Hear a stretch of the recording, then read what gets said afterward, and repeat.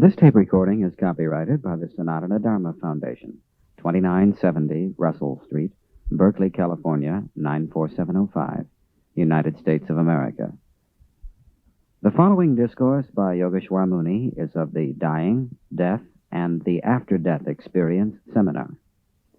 It is entitled Discourse Number 1, The Dying Process.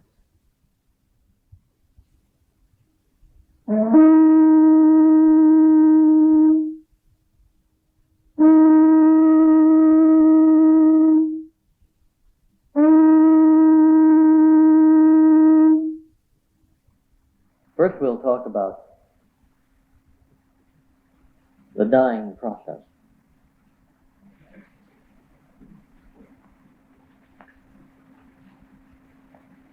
Then we'll talk about dealing with the moments of death in the second talk today. And then the third talk, we'll deal with the after-death experience. Then if you have questions, we can go into that in our final period.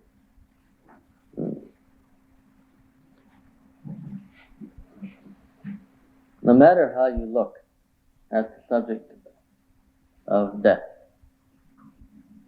it has an element of failure to it.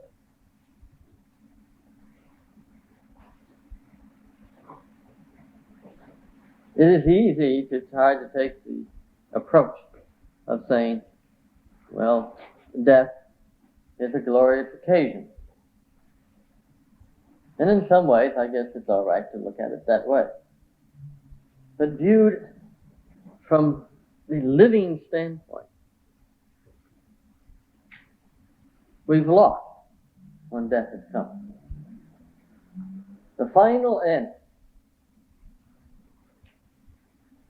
of the living process is immortality, not death. Nevertheless, death comes to most. And so, today we're going to discuss how to make the best of a bum deal.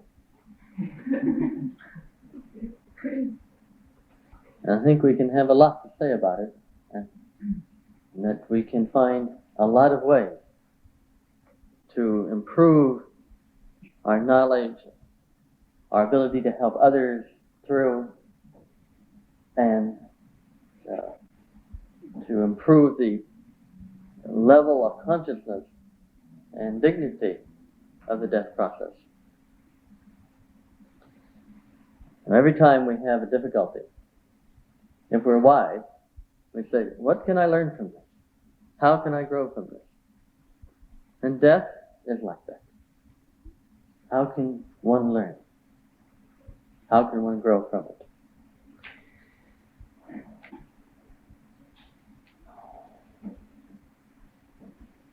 I'll be talking in two ways here today. One is about what about you and your perspective death? And what about how to help others in the death process?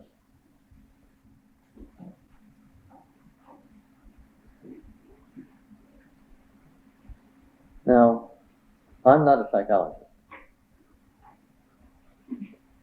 And I'm not a Christian minister. I'm some kind of yogi. Therefore, the presentation that I give you will be from that approach. Although I'm familiar with many approaches, I give it to you as I see it and as I'm conscious of it. And a lot of people argue about the subject of death, and because who's come back from death? Therefore, who has the information about death? In Jung's commentary on the Tibetan Book of the Dead, he said, the Freudian psychoanalyst, working backwards finally discovered the birth process. This they felt pretty confident about, that people were born. But then working further back, begin to get into the pre-birth period of time.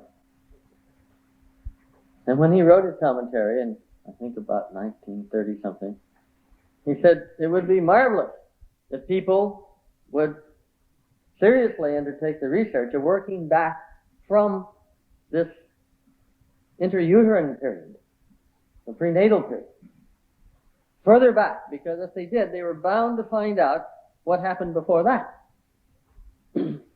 Well, sure enough, in the intervening time, since he wrote that commentation about the Tibetan Book of the Dead, that research has been done.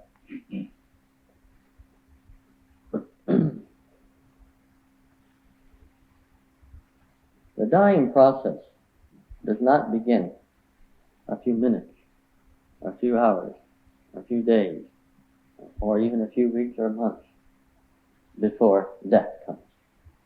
The dying process begins years in advance, except in very unusual circumstances of accidental death.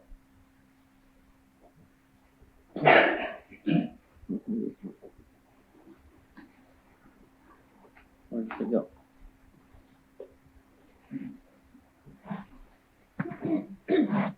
You're going to stand there and hold that for the next hour? Oh, okay. We need some place to put it up.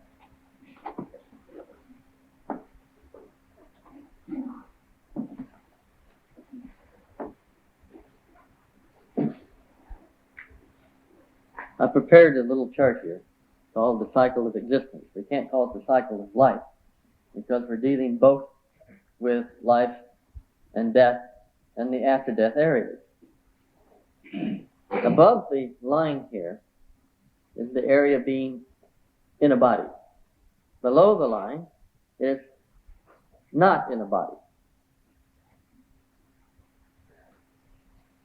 Now, I'm not here to try to introduce a new revolutionary idea of reincarnation.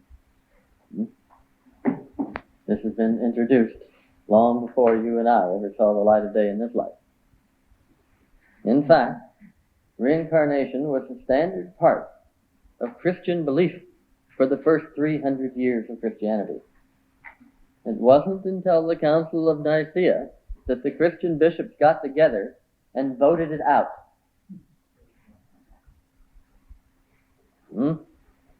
That reincarnation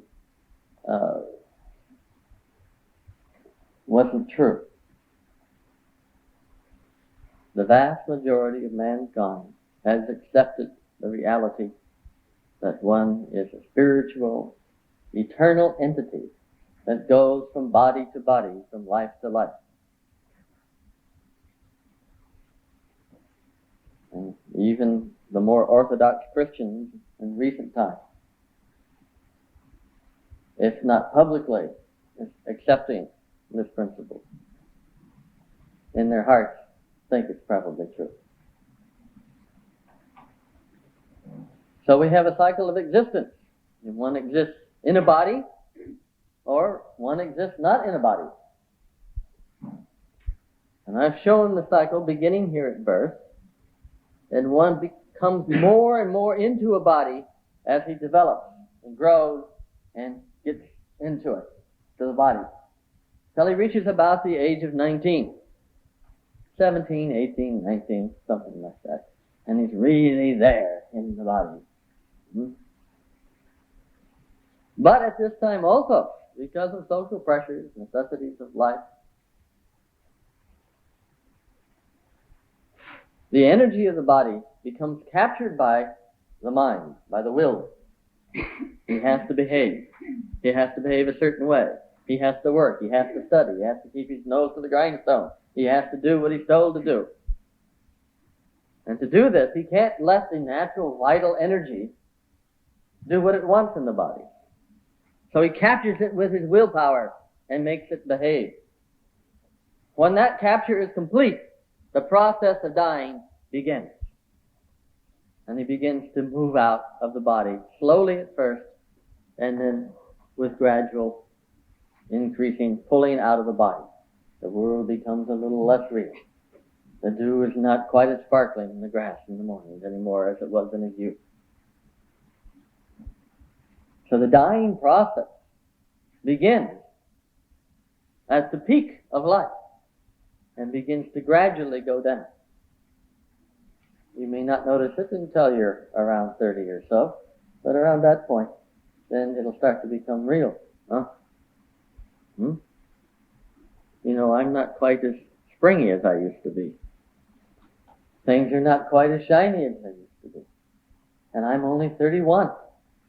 I must be getting old, and then you find that first gray hair. And you say, wait a minute, this thing is about 4 or 5 inches long. That thing's been there growing for 3 or 4 years. Huh? Oh no, and a sickening feeling comes in the pit of the stomach. I'm dying. And it's true. The body is dying from the moment the growth and evolutionary force is frustrated thoroughly by the age of around 19. The process of death begins. Well, most people postpone dealing with the subject for as long as possible. Fortunately, in recent times, the subject has become a little more popular about preparing for death, dealing with the dying process, and not waiting to the last moment. Especially in the Western world, people have covered their figurative eyes to try to not think about the subject of death and the fact that that body is going to die. Too terrifying. The reason it's terrifying is because they don't know anything about what happens at death, and they don't know anything about what happens after death. I can remember asking my father and mother when I was about 8, that what happens when you die? And fortunately, my parents were fairly enlightened people. And they told me various alternatives, depending upon the different viewpoints that different schools of thought had. And I was saying them. One of them was that when you die, you're put in the casket, and you're buried 6 feet under the ground, and there you are. And somehow I couldn't get through my head that I wasn't going to just be there in this dead body, 6 feet under the ground for eternity, inside the head of that dead body in that casket. Well, this was pretty horrendous contemplation of the future. And yet, when you think about it, there's many people who had that same view and still hold that same view, that that's what will happen. Well, then after I thought about this for some while, I brought this up to my father, and I said, surely I'm not going to be there till eternity.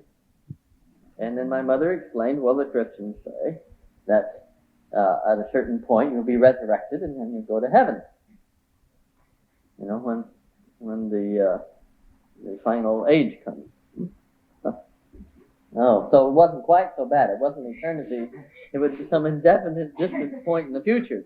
Then everybody would rise up out of their graves and be resurrected into heaven. Well, I thought about that for a while. And then I pressed them again on the subject, and the response was, well, you won't be conscious because there won't be any consciousness. The brain ceases to function. And I said, well, then what will I be conscious of? I couldn't get it out of my sick head that there would be nothing, you see. I couldn't comprehend there's nothing. That if the brain quit functioning, and if I was some kind of a brain function, that it would be gone, and that would be that. And all I could picture was an eternal blackness. So instead of being in the grave for eternity, instead I had a blackness forever. Oh my, about this point, I gave up thinking about it. I was more determined than many, but I gave up thinking about it. But it kept coming back to me during my teenage years. What happens? What happens when you die? What is the meaning of all this? Where are we all going? And then I begin to read books and things about the spiritual entity, the Atman, who the individual really is, the theory of incarnation going from body to body. And this began to give a little bit of answer to me, but I had no experience of who I was. And I tried to experience this one. I tried to see him. Until later on I found out that I was the one who was trying to do the seeing, was the one that I was looking for. Somehow I had this determination to find out about this kind of thing. And it has been beneficial. I didn't wait until the last 5 minutes before I died to find out about what was death and what was the dying process. As a consequence, I began to have realizations about my own nature as a spiritual entity. The optimum preparation for death, as it's been said many times in the Orient, is proper living. It's to take advantage of the living opportunity to experience the truth of life, the truth of death, and the truth of who you really are. We'll have the other chart.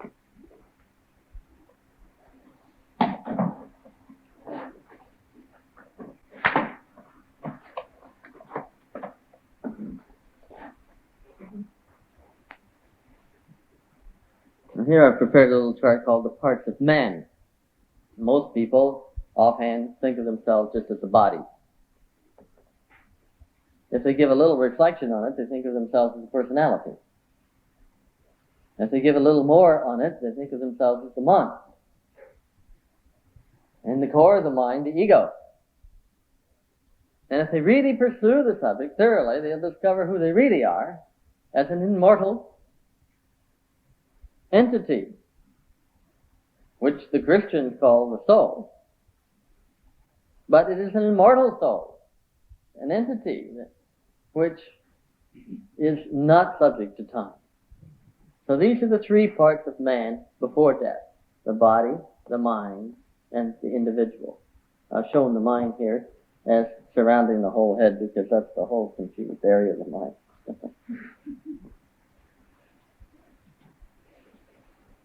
Now these three are pretty tightly integrated when one is very much into the body.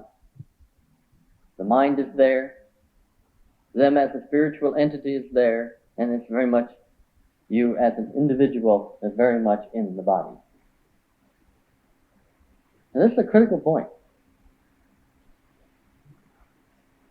Unless you understand this, you can't help yourself through the death process, nor will you be able to help others through the death process, because you'll be addressing the wrong subject.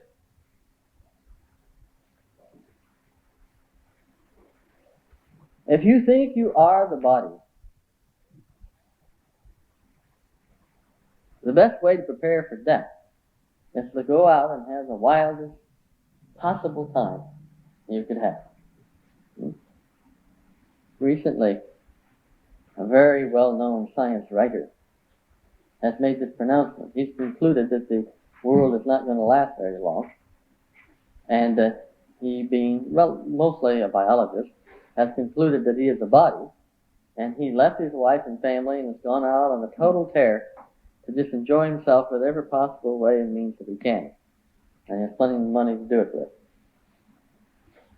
This is the proper conclusion if you are a body. And if you are a body, that is what you should do.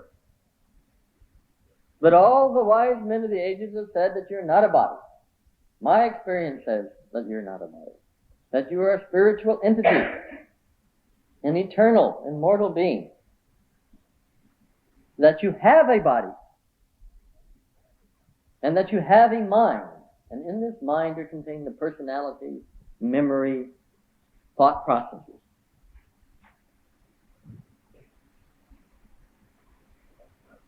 Let's do this little exercise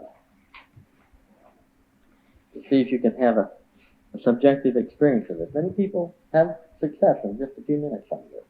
Just try it. Just shut your eyes for a second. And with your eyes shut, imagine a cat. Any kind of cat, doesn't matter whether you're remembering one or just making one up. See the cat there? That cat is part of the mind. Whether that cat is a memory of one or is imagination, it's still part of the mind. So this is an example of what I mean by the mind. All right, now open the eyes again. Now, look at your hands. That's a part of the body. The flesh. Right? Simple, obvious, right? Now, close the eyes again. All right, now get an image of a cat again. Any kind of an image, doesn't matter how vague it is or how real. Keep the eyes shut. You got the cat there? All right. Now, still keeping the cat there and still looking at the cat. Notice, don't try to look at it, but notice the one that is looking at the cat.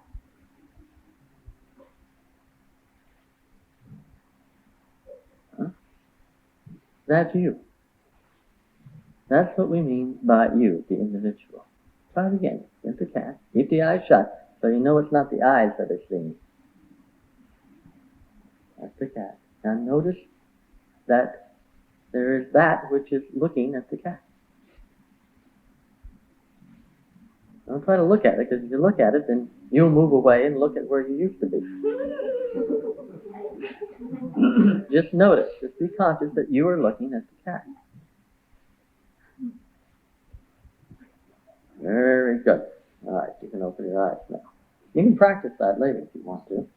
It's a very good exercise. And especially people who are approaching death have an easy time with that exercise, because they're beginning to drift out of the body, and the separation is becoming greater. And it's easy for them to see the body is the body, the mind is the mind, and they're the one who's looking at the mind, they're the one who's even looking at the body. These are the three basic parts of the human. But you're not a human. You're an individual, a spiritual individual. And in working with people who are approaching death, this is a critical point that must be crossed. Is that they must have some idea, first of all, that they are a spiritual individual that is separate from the body and separate from the mind. And they should have some experience of this. Most people, just having that touch of that experience, will cross the death process with relative ease.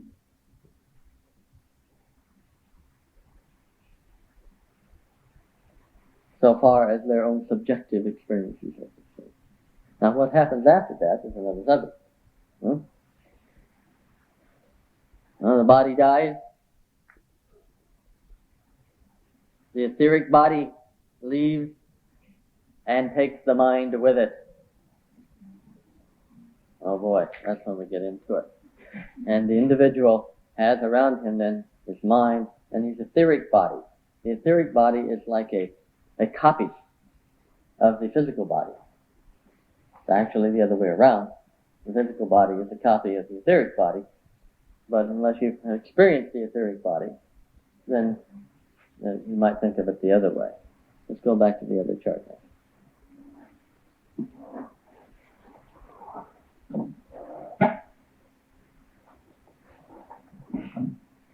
As the dying process continues, we finally reach the point of death.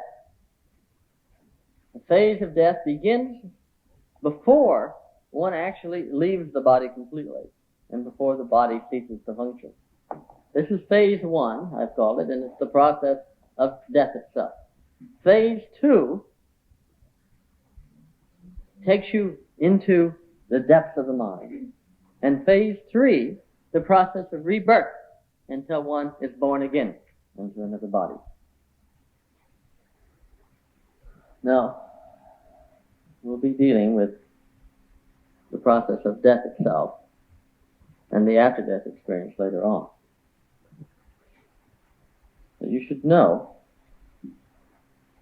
that when the body dies, that is not the end. Let me give you a quote here from one of the major yogic works of ancient times. It's called the Brihadaranyaka Upanishad. And it states this: as a man's desire is, so is his destiny. For, as his desire is, so is his will. And, as his will is, so is his deed. And, as his deed is, so is his reward, whether good or bad. A man acteth according to the desires to which he clingeth.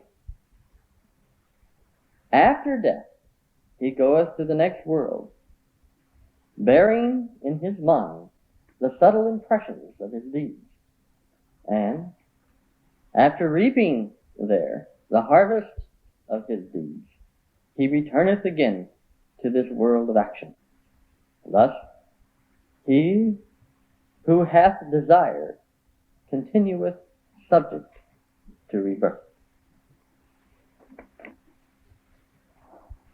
Well, that says a lot. What can we do while we're still alive to deal with the subject of death? And if there is death, inevitably rebirth. Well, we can master desire. That's no easy task. In fact, that is the task of the human. It's the mastery of desire. Now, I'm not here to give you how that is done. That is not the subject of the seminar.